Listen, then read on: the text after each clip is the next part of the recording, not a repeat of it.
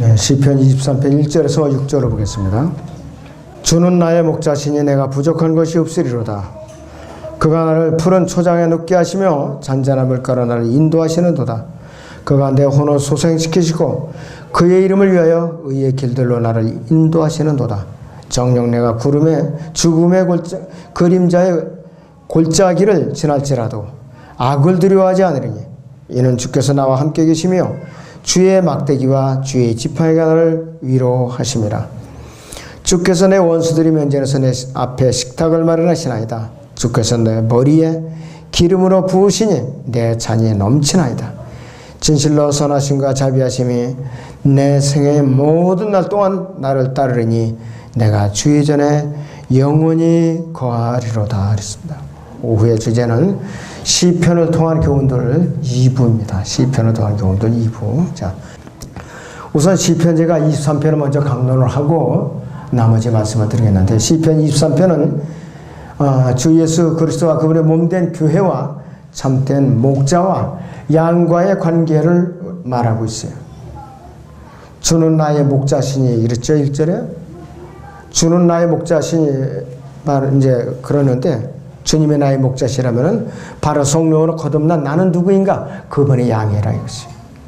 그분은 그분의 초장의 양, 그 양의 대상이 누구냐? 사람들이라고 그래요. 시편 100편 3절을 보겠습니다. 시편 100편의 3절을 봅니다. 너희는 주 그가 하나님이심을 알라. 우리를 지으신 분은 우리들 자신이 아니라 그분이시라. 우리는 그의 백성이요 그의 초장이 양이로다 그랬습니다. 초장의 양, 그분의 초장의 양이라고 그랬어요. 주는 나의 목자시에요. 그러면은 이 땅에 살고 있는 모든 동물 중에서 지적 능력이 가장 낮은 동물 중에 하나가 양이에요. 양. 시력도 어둡죠. 또 시야가 좁아요. 우둔해요 또. 그럴 때는 저나 여러분은 완전한 목자이신 예수 그리스도만 의존해야 살 수가 있는 것이에요. 바로. 그래서 나 자신의 우등함을 솔직하게 시인하지 않으면 도살당한 양처럼 언제 어디로 끌려갈지 모르는 것이에요. 주는 나의 목자시라면 나는 스스로 그리스도의 대리자라고 삼중관을 쓰고서 사람들을 갖다 홀리고 있는 우상 목자로 따라가서는 안 돼요. 교황과 그 수하들 추기경 이 신부들을 따라가서는 안 된다 이것이. 아벨도 목자였고 아브라함도 목자였고 이삭도 요셉도 야곱도 다 목자였어요. 또 모세와 다윗도 목자였어요. 그래서 우리는 양떼를 갖다가 이탈하면 안 되는 것이. 그렇기 때문에 예수 그리스도께서는 양떼를 보는 양물을 돌보는 목자이기 때문에 양털을 얻을 권리가 있는 것이에요. 그분께서. 나에게는 시민의 권리들이 없죠. 시민의 권리는 뭐냐? 바로 권리 주장을 하고 양무리를 갖다가 사지로 내모는 그러한 케달의 흑염소들, 솔로몬 4장 1절에 보면 케달의 흑염소들이라고 해요. 이건 뭐냐? 바로 양들을 갖다 죽음의 사지로 몰고 가는, 초장이 아닌 완전히 풀이 없는 사막으로 몰고 가는 그런 자들이라 이것이. 2절에 보시면 그가 나를 푸른 초장에 눕게 하시며 잔잔한 물가를 나를 인도하시는 도를 이렇게 말씀하고 있어요. 왜 그렇게 인도하시냐면 내가 고분고분 눕기를 싫어해요. 양이 불순종하는 동물 중에 하나예요. 또 성질이 고약한 양이라 했어요. 그래서 저나 여러분 성질이 고약한 양 중에 하나라 이것이. 늘 헤매면서도 길에서 이탈하려는 나쁜 버릇이 있어요. 양들이. 우리도 그렇잖아요. 지옥교회 안에 들어왔으면은 목자를 중심으로 잘 나가야 되는데 꼭 삐딱하고 옆으로 이탈해가지고서 대적하고 교회를 분란시키고 사지로 알아서 들어가는 그런 양들이 많다 이것이. 쉽게 길을 잃어버리고 방황하기 때문이에요. 그리고 울타리 넘어 다른 초장에 그 풀이 더 돋보이니까 어떻게 해서든지 울타리 넘어가서 다른 초장에 풀을 뜯어먹으려고 애를 쓰다가 이리저리 이제 헤매다가 들짐승에게 붙들려 가지고서 그냥 핥혀가지고서 죽임을 당하는 양들이 있다 이것이. 양 울타리를 벗어나면 그래요. 목자의 이 품을 떠나면 그런 꼴을 당하게 돼 있다 이것이. 헤매면서 다니는 나쁜 버릇과 하나님의 품을 떠나버리는 나쁜 습관이 있기 때문에 그런 것이요. 초장에서 양을 먹이는 것은 누구예요? 목자이잖아요. 목자. 우상 목자는 절대로 양을 갖다 먹이질 않아요. 먹이질 않는다. 참 목자이신 예수님께서는 잔잔한 물가를 나를 인도하시기 때문에 오직 그분만이 나를 인도하시고 나는 그분을 따르는 자이다 이것이. 만약 내가 주의하지 않으면 흑염소인 유다 이스카리ot을 떠나서 박목장 밖으로 이탈해 가지고 결국에는 완전히 갈기갈기 찍힌 채 발견된다 이거예요. 그것이 바로 이 목자를 떠나서 자기가 나타나는 결과라 이것이요. 그 목자에게 대들거나 불순종하거나 그러면은 손해를 보지 이득을 볼 게 하나도 없다 이것이. 시편 23편 3절을 같이 보세요. 그가 내 혼을 소생시키고 그랬습니다. 그가 내 혼을 소생시키고 그의 이름을 위하여 의의 길들로 나를 인도하시는도다 그랬습니다. 왜 그런가? 내 혼의 감독자이며 목자이기 때문에 그래요. 내 혼이 소생됨으로써 더 이상 나는 이제는 개가 아니라 이것이요. 나는 개나 돼지처럼 내 몸을 자신은 내 스스로 나 자신을 씻을 수가 없어요. 내가 아프거나 다리가 절거나 또 흙탕물에 뒤집어 썼을 때에 목자이신 그분은 나를 메이고 가서 내가에 가서 씻기고 또 완전히 몸을 갖다 말려주고 그런 분이 나의 목자라 이것이. 여러분들 목자가 아니라면 남이 양을 갖다 누가 미고 다녀 징그럽게 노리내고 냄새 난다 이것이. 참 목자이신 그분만이 할 수가 있어요. 시편 23편 4절에 보면 정녕 내가 죽음의 그림자의 골짜기를 지났지라도 악을 두려워하지 아니하니라.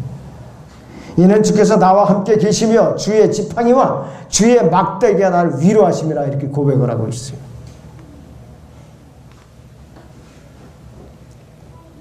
선한 목자는 양들을 위해서 자기 생명을 내놓아요. 그러나 사꾼 목자는 일이 때가 오면은 도망가요. 양떼를 팽개치고 도망간다 이것이.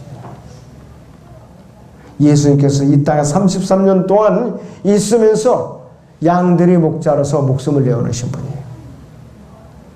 세상 죄를 제거하는 하나님의 어린 양으로서 갈보리 십자가에서 그분의 목숨을 내어놓은 분이에요. 나의 또 모든 문제들을 친히 아시고 또 해결해 주시고 또 이렇게 어려움을 갖다가 대신해 주는 분이라 이것이.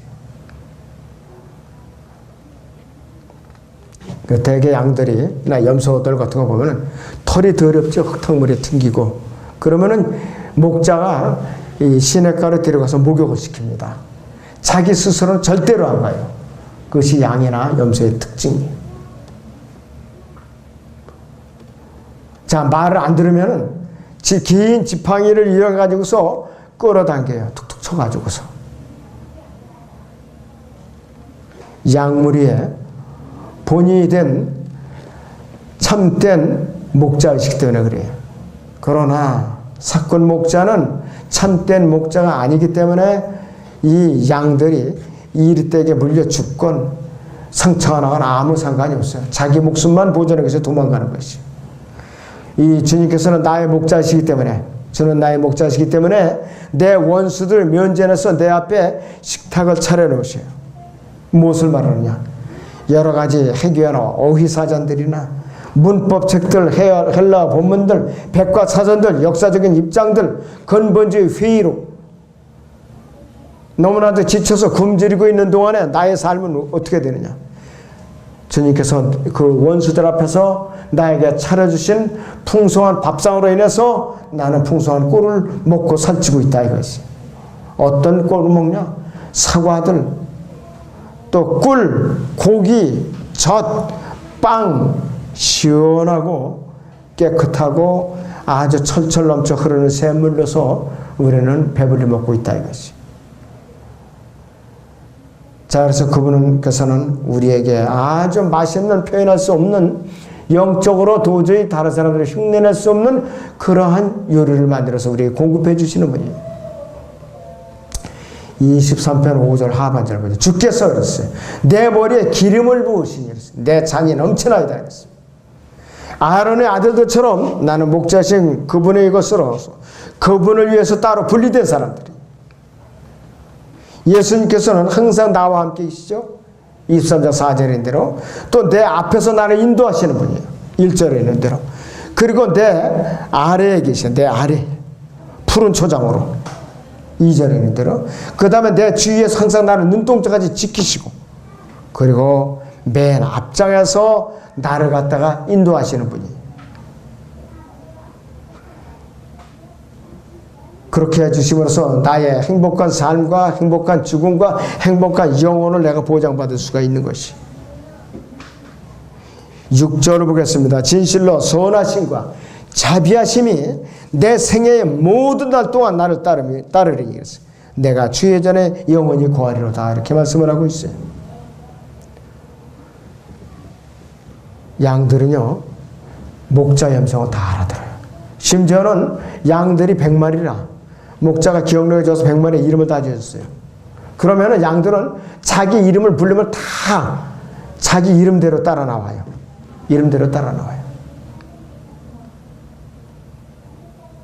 그런데 자기 이름을 불렀는데도 알아듣지 못하고 나오지 않는다. 이건 가짜예요. 이라겠어요. 다른 울타리에서 담 넘어서 몰래 숨어 들어왔든가 그렇지 않으면 자기 양이 아니라 이것이.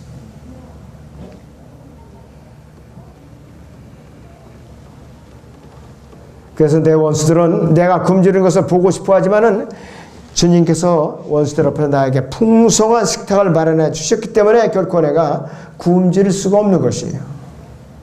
삭구는 양들을 먹이는 일을 하지 않죠. 양들이 음식을 더럽고 양들을 진창이나 가시밭에 눕게 하면서도 자기가 어떤 일을 해야 되는가 모르고 또 양들이 어떻게 되건 말고 신경을 안 써요. 그러나 주는 나의 목자이시기 때문에 나는 그분과 함께 거하면서 그분은 또 고독한 영이세요. 고독한 영. 양떼를 돌보는 한 가지 일에만 온 신경을 집중하시는 분이에요. 그렇기 때문에 참 목자는 어떻게 되느냐? 삭군 목자가 다가오면은 목숨을 바쳐서 양들을 지켜요. 양우리로 들어가는 입구에 목자는 밤새도록 가로질러서 문을 가로막고 들어놓여 있어요. 침입자가 들어가지 못하도록. 어떤 짐승도 목자인 예수님을 넘어오지 않고는 양무리 속으로 들어가서 공격을 할 수가 없어요. 그래서 이 목자이신 예수님께서는 그 원수들이 머리를 갖다가 부수고 말 거라고. 왜? 이 양들을 위해서. 시편을 통한 교훈들. 첫째는 성경에 하는 일이 뭔가? 성경에 하는 일은 첫째 괘씸하게 하죠. 시편 23편 3절에서 혼을 소생시킨다. 혼을 소생시킨다. 하나님의 말씀을 죄인의 길에서 돌이켜서 하나님을 향을 해서 혼과 영과 관절과 골수를 찔러 갈라갖고 그 사람을 괘씸시킨다. 성령으로 거듭나게 한다. 그분의 피로서 혼을 구속시킨다. 두 번째는 지혜롭게 하죠. 지혜롭게 한다. 시편 119편을 다 읽어보시면은 굉장히 지혜의 말씀으로 가득 차 있어야죠. 이사야 8장 20절을 봅니다. 이사야 8장 20절을 보겠습니다. 이사야 8장 20절에 율법과 증거에게라 만일 그들이 이 말씀에 따라 말하지 않으면 이는 그들 안에 빛이 없기 때문이라고 그랬어요. 빛이 없으면 지혜를 얻을 수가 없습니다. 빛이 없으면 암흑세계라 이것이. 근데 사람들은 어두움을 좋아해요. 참 이상하죠.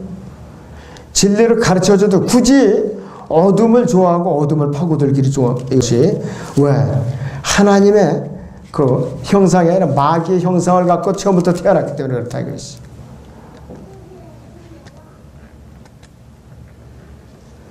예레미야서 8장 9절을 보세요. 타락한 본성이 어떠한 습성을 갖고 있는가. 예레미야 8장 9절.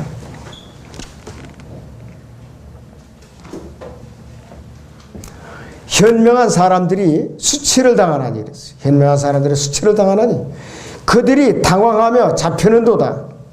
보라, 그들이 주의 말씀을 거절하였으니 그들에게 무슨 지혜가 있겠느냐. 하나님의 말씀을 거절하면 지혜가 없어요. 지혜가 없다 이거죠. 그리고 성경이 하나님 세 번째는 뭐냐? 기뻐하게 하죠. 영적인 그리스도인은 하나님의 말씀을 통하여 참다운 기쁨을 얻게 돼 있어요. 예레미야 15장 16절을 봅니다. 15장 16절을 보시죠. 주의 말씀들이 발견되었기에 내가 그것들을 먹었더니 주의 말씀이 내게는 내 마음의 기쁨과 즐거움이 되었나이다. 오 만군의 주 하나님이여, 이는 내가 주의 이름으로 일컬음을 받는 자입니다. 그랬습니다. 마음의 기쁨과 즐거움이 하나님의 말씀을 먹으니까 오더라 이거예요. 하나님의 말씀을 먹으니까. 그 다음에 성경이 하는 일은 네 번째는 깨닫게 해줘요. 시편 119편에 130절에 이렇게 다윗이 고백하고 있어요. 119편 130절에 주의 말씀들이 들어가면 그랬어요. 주의 말씀들이 들어가면 빛을 주며 그것이 우매한 자에게 명철을 주나이다. 영적으로 좀 아둔하다 그런 사람들이요, 이제 거듭나서 말씀을 잘 배우면은 지혜로워져요. 확실해요. 지혜로워진다 이것이. 성경에 하는 일이 다섯 번째 일은 뭐냐? 견뎌내게 하죠. 다른 수만 가지의 책들은 생명력이 없어요. 시들고 잊혀지게 마련인데 하나님의 말씀을 견뎌내게 하는 힘을 갖고 있어요. 견뎌내게 하는 힘. 베드로전서 1장 보겠습니다. 24절에서 25절을 보세요. 여러분. 베드로전서 1장 24절에서 25절을 보겠습니다.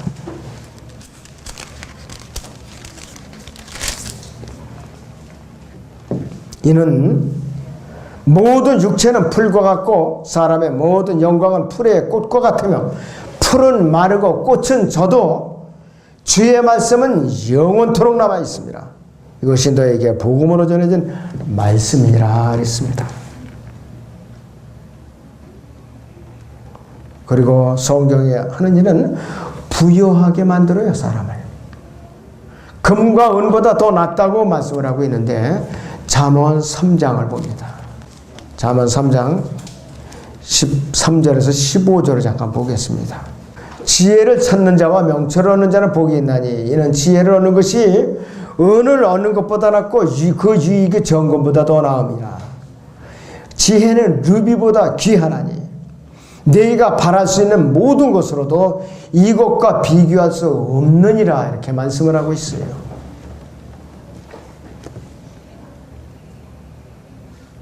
그리고 성경에 하는 일이 일곱 번째는 만족을 줘요. 꿀은 몸에 만족을 주지만은 하나님의 말씀은 그 사람의 혼에 만족을 줘요. 여러분, 사람의 혼이 곤고함을 느끼면 견딜 수 없어요. 불면증 환자처럼 사람의 혼에 공황이 오면 못 견딘다고요. 정신과 의사들이 그래요. 사람의 혼에 공황이 오면은 견딜 수가 없대요. 미치고 발광을 한다고 그래요. 그러나 성경은 사람의 혼에 풍성한 양식을 공급해 준다 이것이. 만족을 준다 이것이. 그리고 성경이 하는 일을 여덟 번째는 경고를 합니다. 경고. 죄악된 길로 가지 않도록 바른 길로 인도하고 경고하는 일하는데 그것이 잠언 2장 전체의 소재예요. 잠언 2장 전체의 교훈입니다. 그리고 성경하는 일 아홉 번째는 보상을 합니다. 보상. 세상의 물질로는 경건한 생활을 가져다주는 정결한 양심이나 순수한 마음이나 기쁨과 평화와 응답받는 기도 등의 보상을 돈으로 살 수가 없어요. 경건한 생활을 가져다주고 세상 물질로 살 수 없는데 시편 19편 11절을 보면 어떤 일이 있는가. 시편 19편 보세요. 11절 뿐만 아니라 그것들로 인해 주의 종이 경고를 받으며 그것들을 준수함으로 큰 상이 있나이다 그랬어요. 잘못된 길로 나가지 않도록 경고를 받으면서 동시에 보상을 받는다 이랬어요. 이 보상은 또 행함을 통해서 와요. 섬김을 통해서 온다 이랬어요. 그리고 특히 시편 119편에는 많은 말씀이 있지만은 12절에서 16절을 보죠. 우리 119편에 12절에서 16절을 보겠습니다. 오 주여 송축받으소서 주의 규례들을 내게 가르치소서 주의 입이 모든 명령들을 내가 내 입술로 선포하였나이다.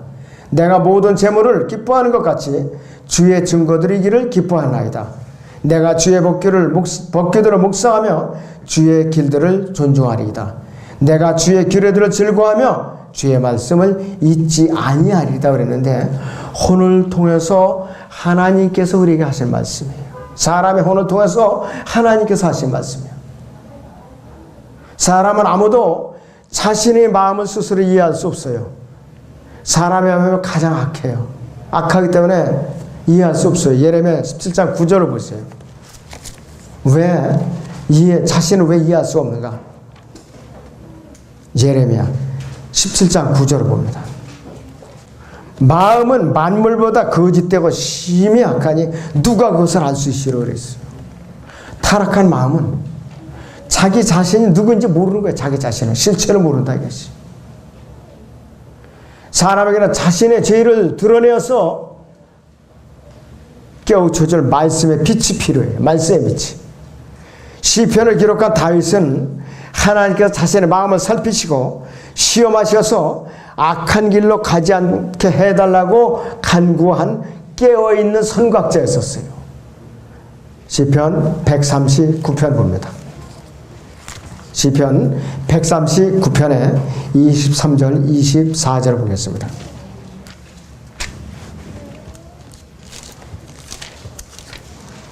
(139편) 23, 24절 봅니다. 오 하나님이여 나를 살피사 내 마음을 아시며 나를 시험하사 내 생각들을 아소서. 내게 무슨 악한 길이 있나 보시고 나를 영원한 길로 인도하소서 그랬어요. 이렇게만 기도하고 이렇게 하루를 성찰하고 이렇게 인생을 살아간다면 구원받고 나서 실수할 사람이 없지요. 육신의 몸의 변화를 받지 못했기 때문에 이게 잘 안 되더라 이거예요. 율법은 인간의 죄에 대해서 무지하기 때문에 율법을 통해서 죄의 깨달음을 얻도록 우리에게 주신 것이에요.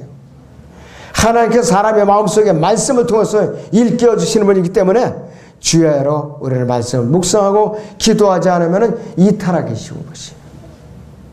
로마서 3장 20절 봅니다. 신약에 로마서 3장 20절을 보셔야지.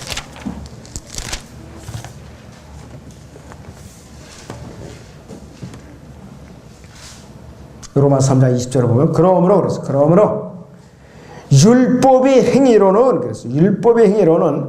그분 앞에 의롭게 될 육체가 없나니 그랬어요. 왜 그런가? 이는 육체를 통해서는 죄의 깨달음이 있음이니라. 율법을 지켰다 구원받는 게 아니라 육체를 통해서 율법을 통해서 죄가 뭐라는 것을 일깨워주고 여기까지가 율법의 역할이에요. 여기까지가 율법의 역할이라고 했어요. 죄의 근본적인 문제를 해결을 못한다 이것이. 그렇기 때문에 이 유대인들은 지금까지 왜 딱하냐? 율법으로 의롭게 되냐고 발버둥 치니까 안 된다 이거예요. 하나님의 의신 예수 그리스도를 자꾸 거부하니까 율법을 붙드니까 구원을 못 받는 거예요. 로마서 10장 3절 4절을 보시죠. 로마서 10장 3절 4절을 봅니다. 여기 보시면은 이렇게 말씀하고 있어요. 이는 그들이 하나님의 의를 모르고 자기들이 의를 세우려 함으로써 그들 스스로 하나님의 의에 복종치 아니하였음이니라. 그리스도께서는 믿는 모든 사람에게 의가 되시고자 율법의 끝이 되셨느니라 그랬다. 예수님이 어떤 분인지 알아야 구원을 받지요. 시편에는 목자의 시라는 시편이 나옵니다. 시편 23편에서 22편, 3편, 4편이 바로 목자의 시라고 해요. 시편 23편은 십자가의 고난에 대해서 언급하고 있어요. 선한 목자로서 과거에 갈보리 십자가에서 아담 안에서 타락한 모든 죄인들을 위해서 죄의 형벌을 대신 받으신 분이에요. 그래서 요한복음 19장 3절에 따르면은 다 이루었다고 구속사역을 완전히 완성을 선포해 놓으신 분이에요. 그분의 은혜죠. 또 시편 23편은 부활에 대해서 이제 기록한 시편인데, 큰 목자로서, 혼들의 목자로서 현재 그분께서는 장사한 지 사흘 만에 부활하셔서 하나님의 보좌 오른편에 계세요.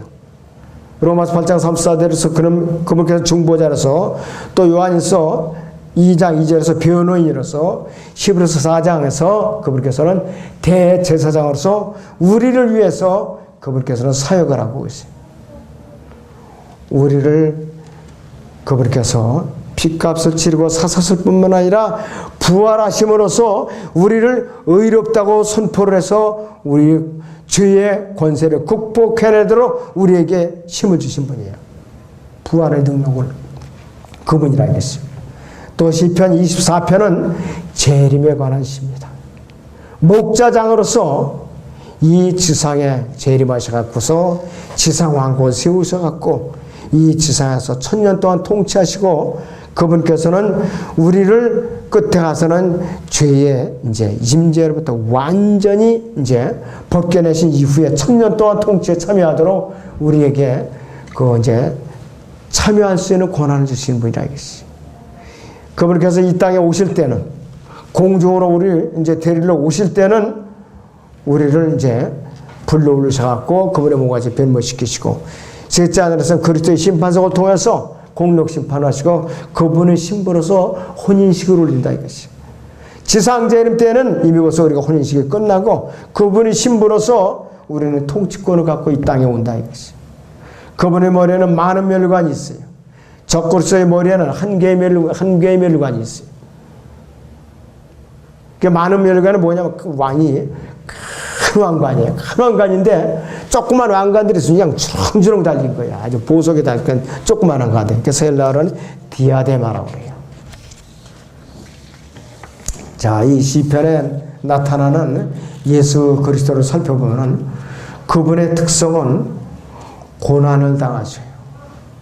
그리고 왕국의 영광으로 들어가시는 분으로서 그분께서는 고난을 갖고 계신 분이죠. 22편에서는 아까 고난이시라고 그랬고, 또 이 지상 왕국의 영광으로 들어가신 분으로서 그분은 시편 2편에서 선포를 해놓고 있어요. 우리 시편 2편을 잠깐 봅니다. 9절, 시편 2편의 9절. 네가 그들을 철장으로 깨뜨릴 것이며 토기장의 질그릇같이 산산이 부수리라 하셨도다. 그래갖고 여기 10절에 보면은 그러므로 오 너희 왕들아 이제 현명해지라. 너희 땅의 재판관들아 교훈을 받을지어다. 그랬습니다. 두려움으로 주를 섬기고 떨림으로 즐거워하라. 그랬습니다. 왕으로서 우리에게 오실 분이라. 왕으로서. 그리고 그분께서 하나님의 아들로서, 또 그분께서 육신 입은 하나님이시고, 또 인자로서 다윗의 아들로서 시편 곳곳에서 우리에게 가르쳐주고 있어요. 방금 읽어드린 시편 2편 곡의 7절을 보시면 내가 칙령을 선포하리라. 주께서 내게 말씀하시기를 너는 내 아들이라 오늘 내가 너를 낳았노라 했습니다. 시편 45편에서는 하나님 자신이라는 것을 언급하고 있고, 시편 110편을 봅니다. 110편 1절을 보세요. 주께서 주께 말씀하시기를 내가 네 원수들을 네 발판으로 삼을 때까지 너는 나의 오른편에 앉아 있으라 하나이다 이랬습니다. 주께서 시온에서부터 주의 능력의 막대기를 보내시리니 주의 원수들 가운데서 다스리소서 그랬습니다.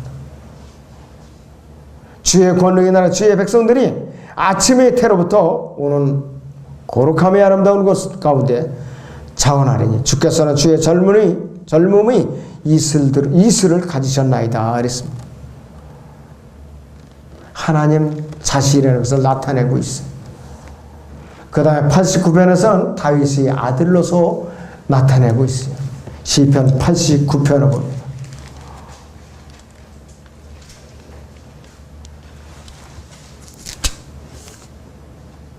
3절 4절이요. 내가 나의 택한 자와 한 언약을 맺었으며 내가 나의 종 다윗에게 맹세하기를 내가 네 씨를 영원히 건강하게 세울 것이요 네 보호자를 모든 세대에 세우리라 하였노라. 셀라. 이랬습니다. 재림과 연관시켜놨어요. 셀라라는 거기에 단어를 갖다 못 박았어요. 그리고 부활하신 가운데 제사장으로서 목자로서 살아계시며 중보하시는 분이에요. 왕으로서 다윗의 언약을 앞으로 성취하실 분이시고 또 피조물을 위해 군림하시는 인간의 지배권은 물론이고요. 모든 것 위에 군림하시는 아버지 하나님의 지배권을 지상왕국에 다 회복을 하시는 분이에요. 다 회복을 하는 것이죠. 자, 그래서 특별히 시편에서는 메시아 찬양의 시들은 예수님께서 이 땅에 사시는 동안 체험하셨던 33년 동안 초림할 때 체험하셨던 혼의 연단에 대해서 그분의 내면적인 생각들을 나타내고 있어요. 내면적인 생각들. 시편 22편이 그 대표적인 것이고 그 다음에 시편의 16편을 잠깐 보겠습니다.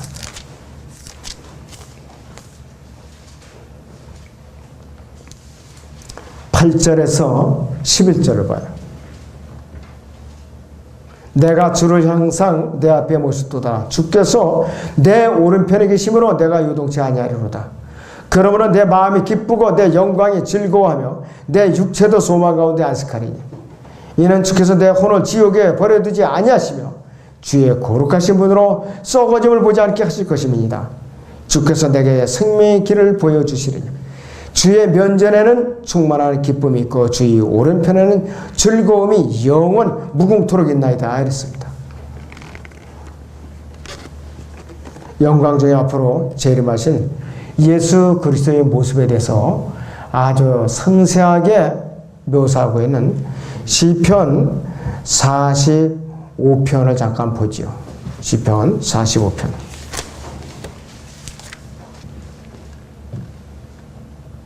자, 그래서 여기서는 이 영광 중에 재림하시는데 굉장히 아주 내용이 우리에게 앞으로 기대되는 내용들, 특별히 지상왕국에서. 그런데 잠깐 여기 손깍지를 끼시고 히브리서 1장 8절에서 9절을 보세요. 히브리서 1장 8절에서 9절을 봅니다.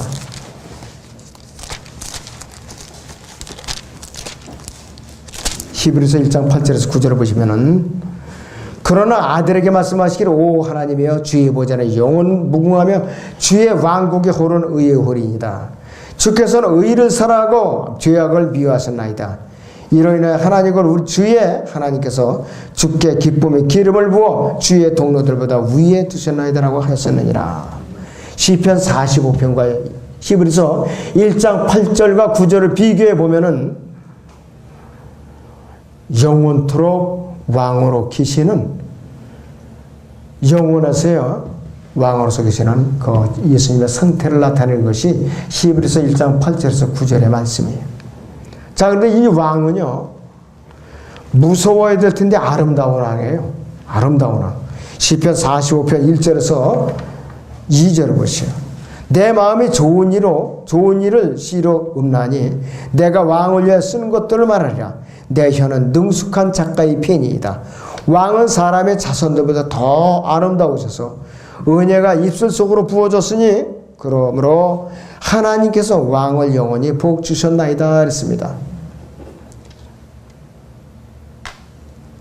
예수님은 야페 족속이 아니에요. 셈족이에요.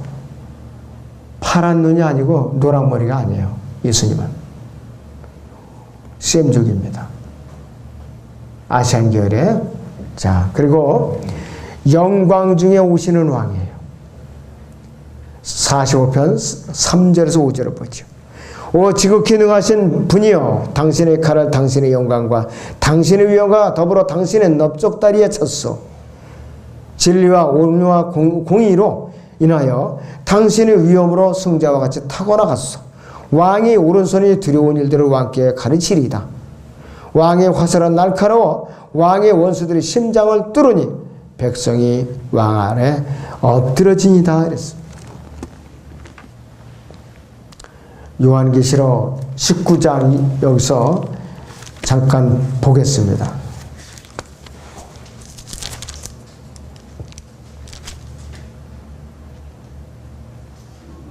요한계시록 19장 15절부터 13절에서 15절 봅니다. 피에 적신 옷을 입었는데 그의 이름은 하나님의 말씀이라고 불리더라. 또 하늘에 있는 군대들이 희고 정결한 승업화를 입고 흰 말들을 타고 그를 따르더라. 그의 입에서 예리한 칼이 나와서 그것으로 민족들을 칠 것이요 또 천장으로 그들을 다스릴 것이요 그는 전능하신 하나님의 맹렬한 진노의 포도즙들을 밟으실 것이라 이렇게 말씀을 하고 있습니다. 왕의 신성과 그분의 통치의 특성에 대해서 45편 6절 7절에서 언급을 하고 있는데 한번 보세요. 주 하나님이여 주의 보좌는 영원 무궁하며 주의 왕국의 홀은 의로운 홀이니이다. 왕께서는 의를 사랑하시고 악을 미워하시나니 그러므로 하나님과 당신의 하나님께서 당신께 기쁨의 기를 부어 당신의 동료들보다 우위에 두셨나이다. 이렇게 하고 있어요. 그리고 땅을 통치하시는 가운데 그분과 연합된 왕비가 출현하는데 그 왕비가 누구냐? 바로 우리 그리스도인들인데 거기 9절에서 13절을 보죠. 왕의 궁녀들 가운데 여러 왕들이 딸들이 있었으며 왕의 오른편에 우편이죠. 오른편에는 오피리금으로 단장한 왕비가 섰나이다. 딸이야 경청하고 유념하며 네 귀를 기울이라. 그리고 네 백성과 네 아버지의 집을 잊어버리라. 그리하면 왕이 네 아름다움을 크게 탐내리니 이는 그가 너의 주심이라. 너는 그를 경배할지니라. 트로이 딸이 예물을 가지고 올 것이야. 백성 가운데 부한 자들도 그 너의 호의를 간절히 구하리라. 왕의 딸이 안에서 온갖 영화를 누리나니 그녀의 은은 옷은 구미로 짰도다 그랬습니다. 그런데 이 내용이 뭐냐? 우리가 들림받고 나서 새 예루살렘 도성 안에서 주님과 사는 모습을 묘사한 것이. 그리고 여기서 남편으로서의 하나님이라고 불리는 것이요. 유대인 남은 자들을 예표하는 바로 왕비의 처녀 동료들, 왕의 신부의 동료들이 그 다음에 이제 등장한다 이것이. 14절에서 15절이 바로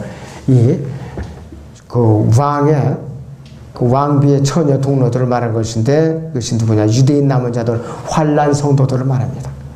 그녀가 수놓은 옷을 입고 왕께로 인도될 것이요 그녀를 따르는 그녀의 동료 처녀들도 왕께로 인도되리니 그들이 기쁨과 즐거움으로 인도되어 왕궁으로 들어가리이다 그랬어요. 16절과 거기 17절을 보시면은 왕의 명성이 어떤가 한번 보세요. 왕의 자손들이 왕의 조상들을 대신하리니 왕께서 그들을 온 땅의 통치자들로 삼으리라 그랬어요. 내가 왕의 이름을 모든 세대에 기억되게 하리니 그러므로 백성의 왕을 영원 무궁토록 찬양하리라 그랬습니다.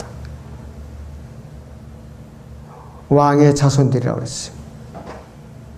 여러분들 이 지상의 왕국 때에 다윗이 부활해가지고서 통치한다고 그랬어요. 아들, 딸을 낳는다고 그랬어요.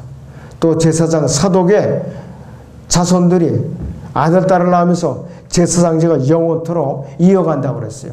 예수님께서 이제 1000년 동안 통치가 끝나고 나시면은 본래의 삼위일체의 하나님의 보좌 오른편으로 돌아가시고 이 왕국을 하나님께 바쳐요. 이 고린도서 15장 23절에서 24절에 있는 말씀대로. 그러면 다윗이 영원토록 그 다윗의 보좌에 앉아서 이 이스라엘의 왕이 되는 거예요. 영원에 가서도. 어떤 면을 보면 다윗은 굉장히 복이 엄청난 사람이에요. 좋은 사람이에요. 자, 그래서 이 시편을 여러분들이 읽을 때마다 새로운 각도에서 읽어야 돼요. 읽을 때마다.